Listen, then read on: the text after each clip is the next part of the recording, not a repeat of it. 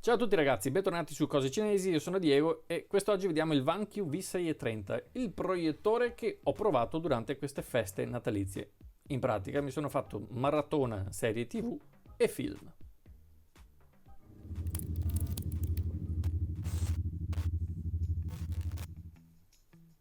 Il VanQ V630 è il top di gamma di VanQ, questo marchio è veramente molto famoso nell'ambito dei proiettori. E questo V630 è un proiettore LCD Full HD nativo con supporto al 4K. Arriva in una confezione semirigida, ben protetta, con due maniglie per un facile trasporto, due belle tascone, una anteriore e una all'interno per magari riporre, che ne so, il cavo di alimentazione o il telecomando, ed è facilmente trasportabile proprio grazie alle maniglie di cui è dotato. Il proiettore misura 31 x 23 x 11 cm e pesa 2,7 kg. È ovviamente fatto in plastica, sul davanti abbiamo una finitura in tessuto tesa e spicca il logo VanQ e la lente. Sul fianco destro c'è una griglia di aerazione, come pure sul fianco sinistro c'è un ingresso e un'uscita dell'aria.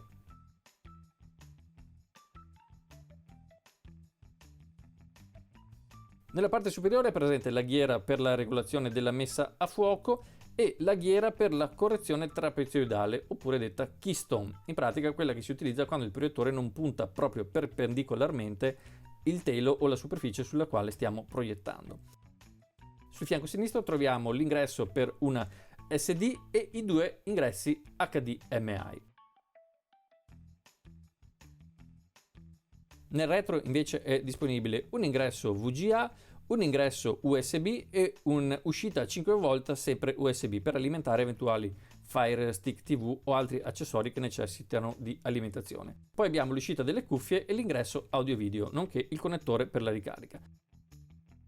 Sulla sinistra, sotto al tessuto, è presente lo speaker veramente molto performante. Nella parte superiore è presente la pulsantiera, tasti destra e sinistra, tasto di conferma, play e pausa per la gestione dei file multimediali quando si utilizza SD oppure USB, tasto di selezione sorgente, tasto menu e pulsante di accensione e spegnimento.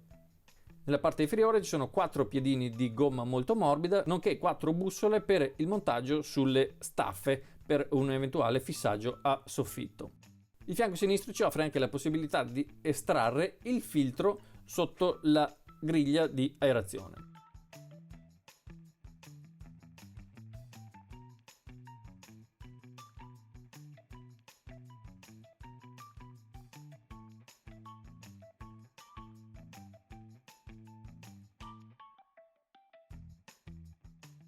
In confezione ci arriva anche una protezione per l'obiettivo, per la lente, e nella scatola degli accessori troviamo il cavo di alimentazione con presa Schuko, un cavo HDMI,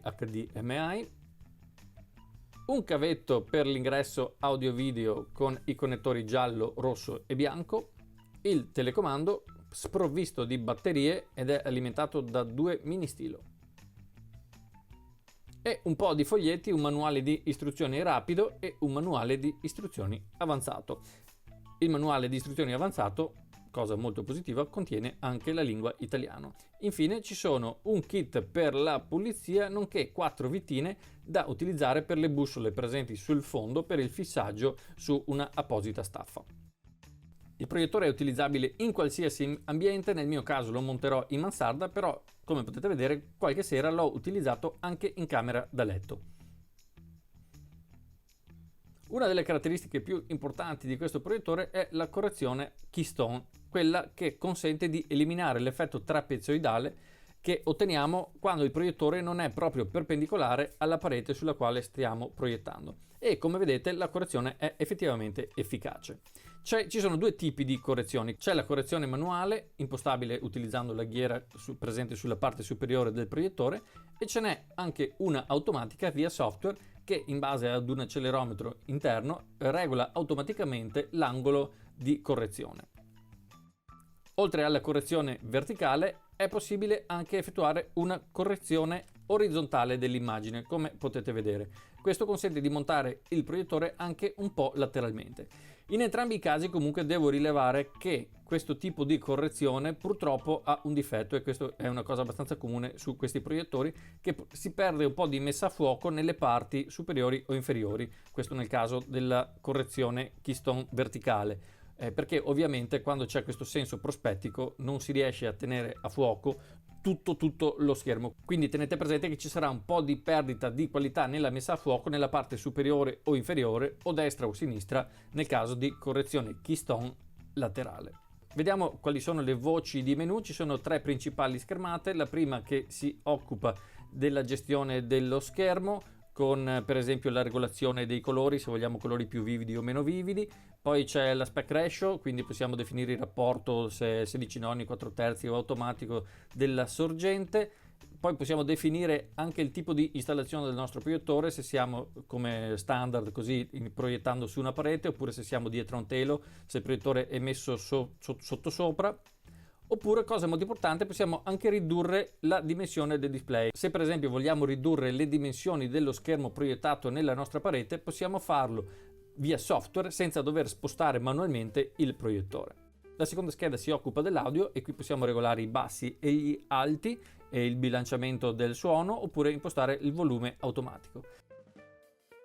La terza scheda invece sono le impostazioni generali, quindi impostiamo la lingua, possiamo tornare alle impostazioni predefinite, possiamo impostare il blending dell'immagine, quindi usare il proiettore con altri proiettori per fare un video wall più grande, e qui, come già detto, c'è la correzione keystone attivabile via software.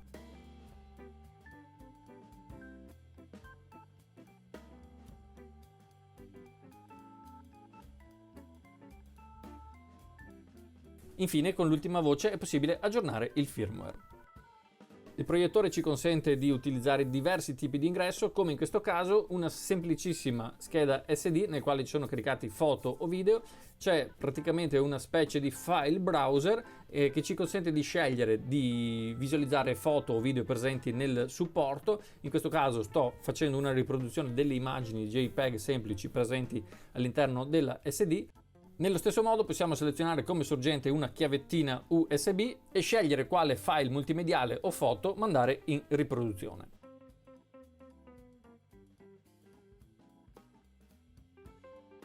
Le porte HDMI invece ci consentono l'utilizzo di sistemi di duplicazione dello schermo, come questa EasyCast che avevo acquistato molto tempo fa, oppure la più semplice Amazon Fire Stick TV, che ha al suo interno un sistema Android, e possiamo visualizzare praticamente Netflix, Amazon Prime Video, insomma tutte le possibili sorgenti di video streaming che ci sono presenti sul mercato. Nel mio caso specifico è questo l'utilizzo che ne farò con la Fire Stick TV. Mi sono preimpostato gli account di Netflix, di Amazon, di Rai Play, eccetera, e da qui posso mandare in riproduzione qualsiasi filmato streaming. Questo qui è proprio l'uso perfetto per la mia famiglia. Ovviamente è possibile anche collegarci un computer sfruttando l'uscita HDMI dello stesso PC, come in questo caso, e possiamo vedere anche Netflix, come sto facendo il mirroring oppure estendendo lo schermo al proiettore. Quindi non è proprio necessario o indispensabile avere una chiavettina del tipo che abbiamo appena visto, ma con un semplice notebook dotato di uscita HDMI possiamo riprodurre i nostri file multimediali.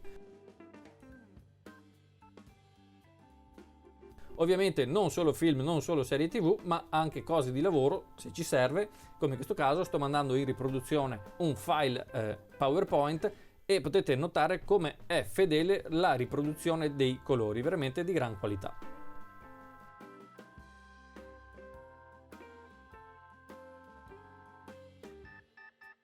Ma parliamo di dimensioni dello schermo proiettato. Nel mio caso il proiettore sta a circa 2 metri dalla parete e la base dello schermo proiettato è di 185 cm.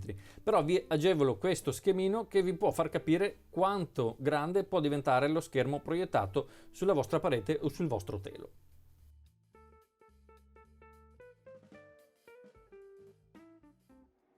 Per quanto riguarda l'audio, devo dire che lo speaker integrato fa in maniera eccellente il proprio lavoro. È ricco di bassi ma anche di alti. Le voci, quando ci si guarda un film che ci sono dialoghi, le voci risultano squillanti, non sono ovattate.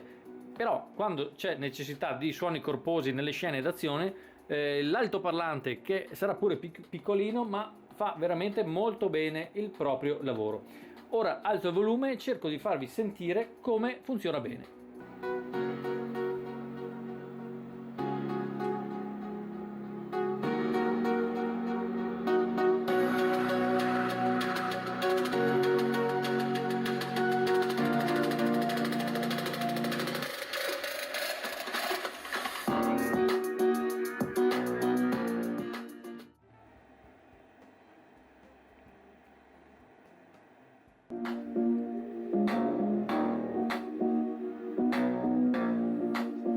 E insomma, se c'è in riproduzione dell'audio, il problema della ventola va a sparire perché è coperto assolutamente dai suoni riprodotti dallo speaker integrato. Infine ora cercherò di farvi capire la luminosità del proiettore. Come vedete sono nella mia solita mansarda, c'è molta luce che entra dall'abbaino e questo è come si vede nonostante la stanza sia praticamente illuminata, perché c'è effettivamente molta luce che entra. Ovviamente non è utilizzabile all'aperto sotto il sole come tutti i proiettori, ci mancherebbe altro, però la luminosità di questo proiettore è sicuramente molto buona. E siamo arrivati anche alla conclusione di questo video e in definitiva cosa devo dirvi?